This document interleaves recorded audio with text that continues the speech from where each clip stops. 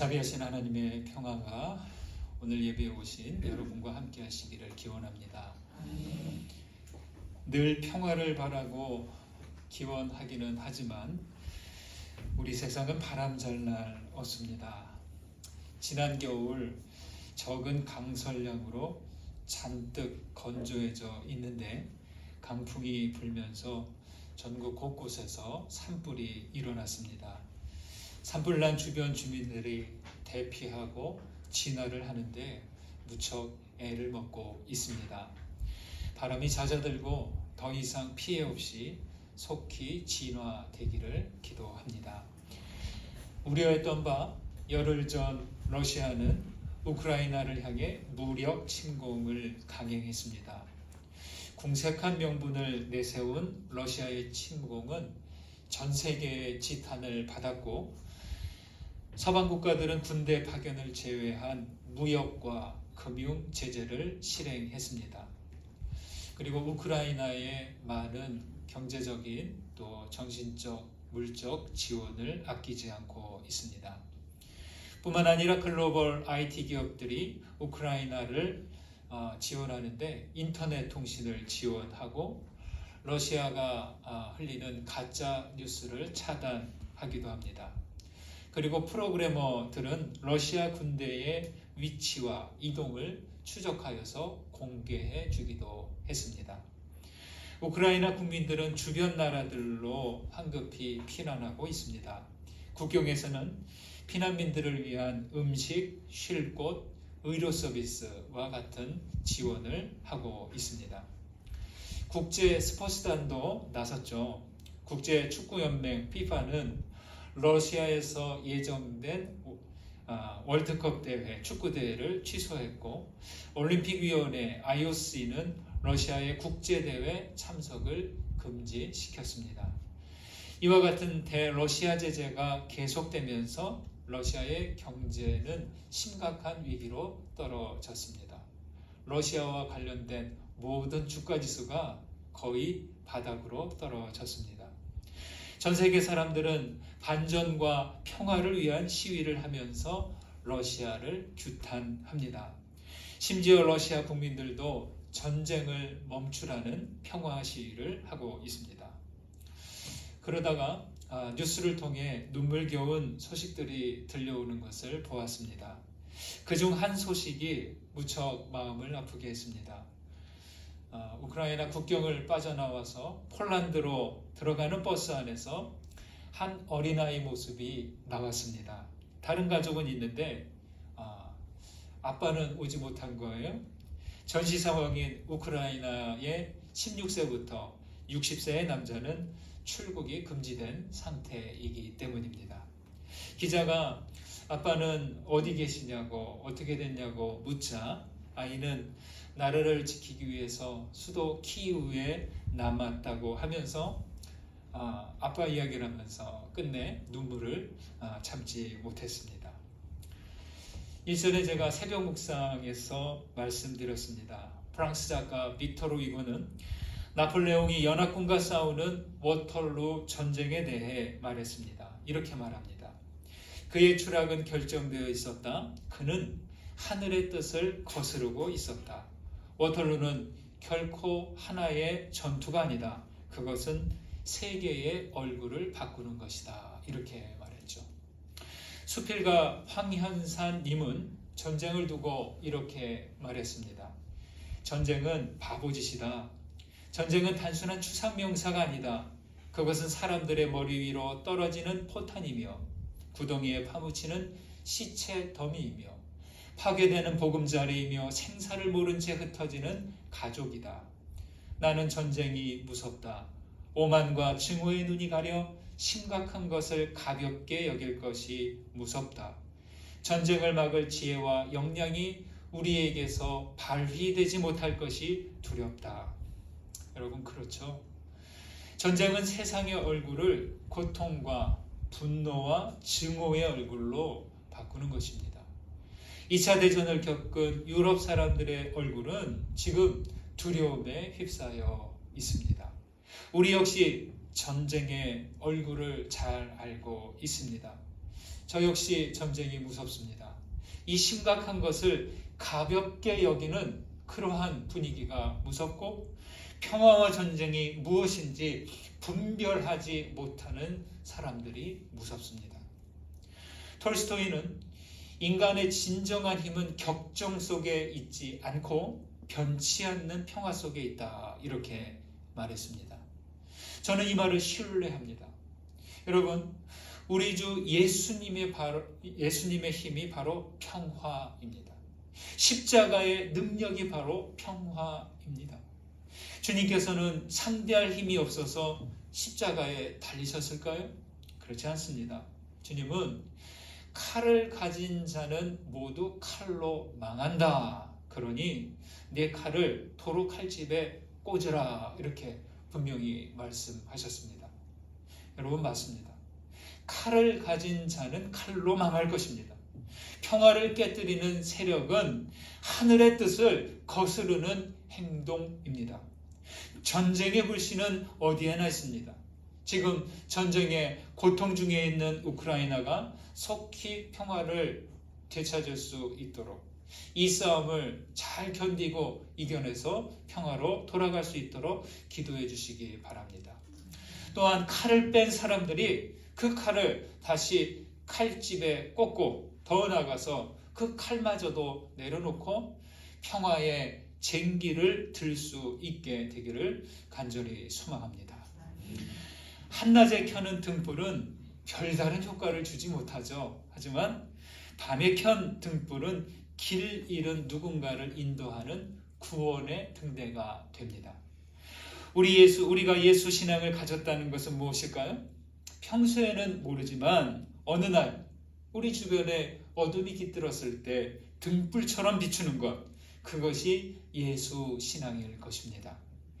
여러분에게 이 등불이 있으십니까? 오늘 말씀과 함께 우리에게 있는 믿음의 등불을 더욱 밝혀간다면 좋겠습니다.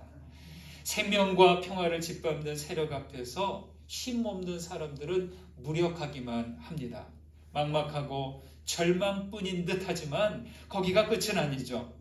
하나님은 언제나 힘없는 약자들과 함께 계십니다. 시편 91편의 말씀은요, 고난 중에 처한 사람이 하나님과 맺은 그 신뢰를 보여주는 말씀입니다. 1절에서 시인은 누군가를 향해 부릅니다. 지존자의 은밀한 곳에 거주하며 전능자의 그늘 아래에 사는 자여. 시인은 하나님의 은밀한 곳에 그 그늘 아래에 있는 자들, 하나님의 사람들을 부르고 있습니다. 그리고 말합니다. 2절을 같이 보실까요? 읽습니다. 나는 여호와를 향하여 말하기를 그는 나의 피난처요 나의 요새요 내가 의뢰하는 하나님이라 하리니. 시인은 하나님을 피난처, 요새, 의뢰하는 하나님이라고 합니다. 여러분, 이 말은 허공에 대고 하는 말이 아니라는 겁니다. 어디를 향해서 말합니까? 나는 여호와를 향하여 라고 하죠. 사람은요, 지향하는 것이 분명해야 합니다. 나의 삶의 지향이 분명해야 우리는 방황하지 않는 것이죠. 하나님 아닌 것을 피난처와 요새로 삼고 하나님 아닌 것에 가서 사람들은 엎드리고 있습니다. 하나님을 지향하지 않는 삶은 우상에게 이끌리고 말 것입니다. 나무와 풀들을 보십시오. 어디를 향해 가지와 잎을 뻗습니까? 빛을 향해 가지와 잎을 내고 또 꽃을 피웁니다. 물고기는 항상 그 머리를 어디로 향하고 있습니까? 상류를 향해서 그 머리를 향하고 있습니다. 강물은 어느 곳으로 향하고 있습니까? 바다를 향해 흘러갑니다. 벌들은 꽃향기와 꿀을 향해 날아다니고 축구 선수들은 공을 보고 뛰어갑니다. 우리 그리스도인들은 무엇을 향하고 있습니까? 여러분, 왜 여호와를 향하여야 할까요? 하나님만이 피난처이고 하나님만이 요새시고 하나님만이 우리의 의뢰하는 분이시기 때문입니다. 하나님만이 우리를 쉬게 하고 보호하시고 도움이 되시기 때문입니다. 솔로몬은 성전을 건축하고 나서 법궤를 성소에 옮겨놓고서 기도합니다. 역대하 16장이 그 내용인데요. 그 기도에 이런 부분이 있습니다. 주의 종과 주의 백성 이스라엘이 이곳을 향하여 기도할 때에는 주는 그 간구함을 들으시되 주께서 계신 곳 하늘에서 들으시고 들으사 사하여 주옵소서. 이곳을 향하여라고 하죠. 성전은요, 단순히 제사하는 장소가 아니고 기도하는 장소만도 아닙니다. 이곳을 향하여, 이 말은 성전이라는 장소를 목표로 하는 것이 아니라 여호와 하나님을 향하게 하는 이정표가 된다. 하나님을 지향하는 그 상징적인 곳이 바로 성전입니다. 성전은 하나님을 만나는 장소만이 아니라 하나님을 지향하는 성스러운 곳입니다. 모든 교회는 그래야 합니다. 교회 건물과 교회라는 곳이 목적이 아니라 여기를 통하여서 하나님을 지향하는 우리 삶이 되어야 하는 것이죠. 바이올린 악기 장인이면서 영성가인 마틴 슐레스케의 묵상글에 이런 내용이 나옵니다. 우리의 가슴은 땅의 기관인 동시에 하늘의 기관입니다. 이것이 내가 영감의 길에 관하여 이야기하고 싶은 본질입니다. 인간의 가슴은 자기 자신에게만 속한 것이 아닙니다. 우리는 자신의 일을 느끼고 생각할 수 있을 뿐 아니라 하늘의 일도 느끼고 생각할 수 있습니다. 우리의 가슴은 하늘에 연결되어 세상을 감싸는 거룩한 그물의 매듭입니다. 사랑을 향한 신뢰, 내적인 빛과 정열이 우리 안에서 사그라지면 살아있어도 죽은 것이나 마찬가지입니다. 여러분, 우리의 가슴은 하늘에 연결되어 세상을 감싸는 거룩한 그물의 매듭이라는 말에 깊이 공감이 됩니다. 여러분의 가슴은 하늘에 연결되어 있습니까? 하늘에 연결된 가슴을 가진 사람만이 하나님을 향할 수 있고 사랑을 신뢰할 수 있습니다. 그래서 우리 안에 있는 내적인 빛이 꺼져버리면 살아도 죽은 것과 다름이 없다는 거예요. 여러분, 하나님을 향해 부르짖고 하나님을 향해 계속 나아가시는 우리 모두 되시기를 축원합니다. 2절과 9절을 다시 한번 보겠습니다. 2절 먼저 있습니다. 나는 여호와를 향하여 말하기를 그는 나의 피난처요 나의 요새요 내가 의뢰하는 하나님이라 하리니. 9절을 있습니다. 내가 말하기를 여호와는 나의 피난처시라 하고 지존자를 너의 거처로 삼았으므로. 여러분, 2절과 9절을 이렇게 읽는 이유는 2절 보시면 나는 여호와를 향하여 말하기를 이라고 하고 9절에서는 너가 말하기를 이라고 말합니다. 시인은요, 자신이 먼저 고난 속에서 하나님을 신뢰하게 된 이야기를 말하고, 그리고 그 다음 절부터는 지금 고난 가운데 있는 너를 향해서 말하는 겁니다. 이 시편 91편이 그런 내용입니다. 여러분, 누가 맛집 한 곳 소개해달라고 그러면 어떤 곳을 소개하십니까? 아무리 좋다고 하는 곳이라도 내가 가보지 않은 집은 자신 있게 소개하기가 힘들어요. 내가 먹어보지 못했으니까. 그러나 사람들 평가와 상관없이 내가 가서 먹어보고 괜찮다 하면 자신 있게 그 음식점을 소개하고 자세한 부분까지 무엇이 좋은지 설명할 수 있습니다. 하나님을 소개하는데 하나님을 향한 나의 신뢰 없이는 너를 위로하고 축복할 수 없는 거예요. 지금 시인이 그렇습니다. 괴로운 가운데 있는 이들에게 위로하기 위해서 진심으로 자신이 경험한 참 하나님을 소개합니다. 시인은 위기 상황에서 하나님께 원망도 하고 탄원도 드린 경험이 있어요. 그 경험을 통해서 하나님을 신뢰할 수 있게 된 것이죠.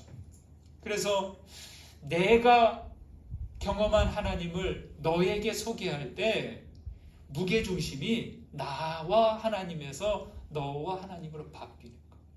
여러분, 이것이 바로 증거고 복음 전도예요. 나에게 복음이 되었던 것을 소개하고 알려야 그게 전해지는 것이 나에게 복음이 안 된 것 우리는 말할 수 없습니다. 시인이 이렇게 축복하는 이유는 무엇일까요? 나의 하나님은 또한 너의 하나님이시기 때문입니다. 여러분 이걸 명심하셔야 돼요. 나의 하나님과 너의 하나님이 다르지 않다는 거예요. 우리가 불편하고 갈등하고 서운하고 믿고 그럴 때 꼭 기억해야 됩니다. 나의 하나님과 저 사람의 하나님이 같다는 것이죠. 나를 도우시는 하나님이 너도 도우시기에 그렇습니다. 하나님은 신실하시기에 나를 도우시고 너도 도와주십니다. 시인은 여호와의 신실하심에 따라 그렇게 형제를 축복합니다. 우리가 누군가를 축복하려면 제일 중요한 게 나와 하나님과의 신뢰 관계가 우선이라는 겁니다. 내가 주님을 온전히 신뢰함으로 부를 때 나의 신뢰가 다른 이들에게도 전달되는 거죠. 그래서 한 사람이 하나님을 온전히 믿으면 다른 사람에게도 긍정적으로 전해주게 됩니다. 여러분 이거 명심해야 됩니다. 우리 그리스도인들 가운데 많은 분열과 많은 고통을 주는 사람이 일어나는 이유가 바로 여기에 있습니다. 하나님과 내가 온전한 신뢰 관계에 있어야 그 다음 누군가에게 고통을 주지 않는 사람이 되는 거예요. 어떤 어려움에 처한 사람일지라도 고난의 경험에서 나온 확신으로 위로할 수 있습니다. 고난을 경험한 사람일수록 고난을 이해하는 폭이 더 넓기 때문이죠. 시편 84편은 나의 왕 나의 하나님 만군의 여호와여 주의 제단에서 참새도 제집을 얻고 제비도 새끼들 보금자리를 얻었나이다 라고 고백합니다. 새들과 짐승들은 인간들을 경계하고 가까이 하지 않습니다. 인간의 발자국 소리에 예민해서 우리 발자국 소리가 들리면 후다닥 도망갑니다. 그런데 유독 제비만이 사람들 집 처마 아래에 둥지를 틉니다. 어떻게 무슨 이유로 그렇게 하는 것일까요? 제비가 안 돼봐서 모르겠지만 여러분 그것은 바로 제비가 우리 사람들을 믿기 때문이에요. 사람들을 신뢰하기 때문입니다. 사람을 신뢰하니까 처마 아래에 둥지를 트는 겁니다. 여러분 우리는 어떤 사람들입니까?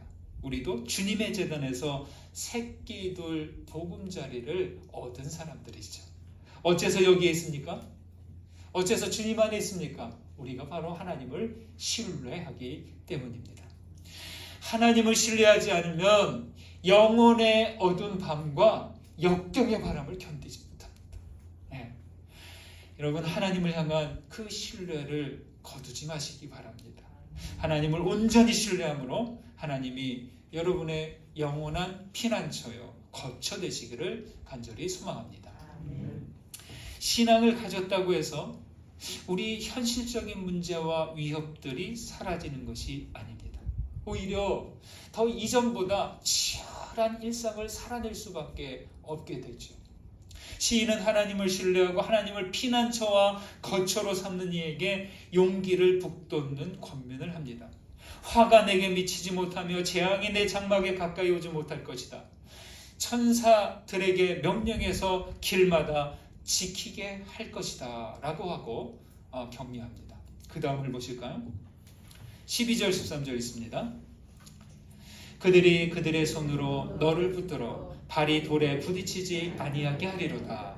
내가 사자와 독사를 밟으며 젊은 사자와 뱀을 발로 누르리로다. 91편의 말씀은 환난에 처한 사람들에게 큰 위로와 격려를 주는 말씀입니다. 하지만 여러분 주의할 것이 있어요. 이 구절들을 위험을 막아주는 부적처럼 읽어서는 안 됩니다. 그런 구절이 아니에요. 천사들에게 지키게 하겠다고 하는데 이것이 수호 천사를 가리키는 것이다 이렇게 해석하는 것은 적절하지 않습니다. 이 부분은 하나님의 백성들이 어떤 고난도 당하지 않을 것이다 그런 말이 아니에요. 하나님 백성들일수록 더 힘든 어려움에 처할 수 있어요. 마귀는 예수님을 시험할 때 바로 이 구절을 사용했어요. 성전 꼭대기에 올려다 놓고 여기서 뛰어내려보라. 네가 하나님의 아들이면 한번 뛰어봐. 뛰어봐 하면서 성전 꼭대기에서 뛰어내려 보라고 유혹했습니다. 이 구절은 그런 의도와는 거리가 멉니다.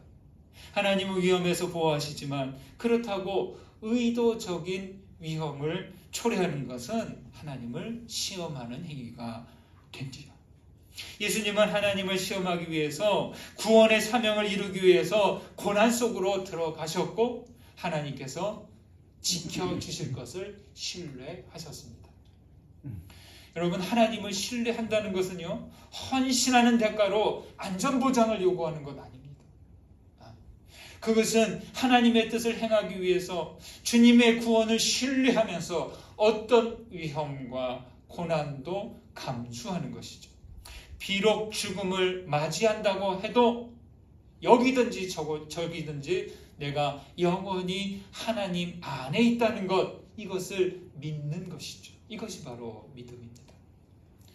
여러분, 우리 그리스도인들은 어떤 사람들입니까? 우리는 하나님을 피난처로, 지존자를 거처로 삼는 사람들입니다. 이 피난처와 거처는 임시로 머무는 곳입니까? 영원히 머무는 곳입니까? 영원히 머무는 것입니다. 그렇다면 하나님의 집에 영원히 거하는데 어떤 마음으로 거하시겠습니까? 불안하고 불신의 마음으로 거하겠습니까? 아니면 온전히 신뢰하며 거하겠습니까? 온전히 신뢰하며 거해야 할 것입니다. 주님을 신뢰하는 사람만이 두려움 없이 사자와 독사를 밟게 될 것입니다. 여러분, 무엇이 두렵습니까? 우리를 위협하는 사자와 독사는 무엇입니까? 실패입니까? 질병의 위협입니까? 죽음입니까? 하나님 없이 마주하는 일들은 성공한다 해도 그것은 안전을 보장할 수 없습니다. 두려울 것입니다. 그러나 하나님을 신뢰하는 사람은 실패도, 질병도, 죽음도, 전쟁도 두려워하지 않습니다. 자동차 회사가요, 새로운 자동차를 만들잖아요. 그러면 만들자마자 바로 시장에 내놓을까요? 그렇지 않습니다.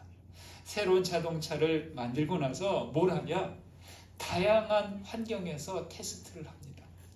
무더운 환경과 추운 환경에서 주행 시험을 하고, 포장도로를 며칠 동안 달리는 테스트도 하고, 비포장 도로도 몇십 킬로씩 달려보는 시험을 하고, 사막에 가서도 시험해보고, 마지막으로 충돌하는 테스트도 합니다. 거기에서 나온 자료를 가지고 보완하고 바꾸고 새롭게 해서 거의 안전한 수준의 원하는 수준의 자동차를 세상에 내놓습니다. 여러분, 실패와 고통과 죽음의 위협이 다가오면 이렇게 생각하십시오. 이때가 내 믿음을 시험할 때구나. 하나님께서 나를 더 성숙하게 하려고, 나를 더 강하게 하시려고 이런 시험을 허락하신 건가? 라고 생각하면서 그 실패와 위험 가운데 마주하셨으면 좋겠습니다.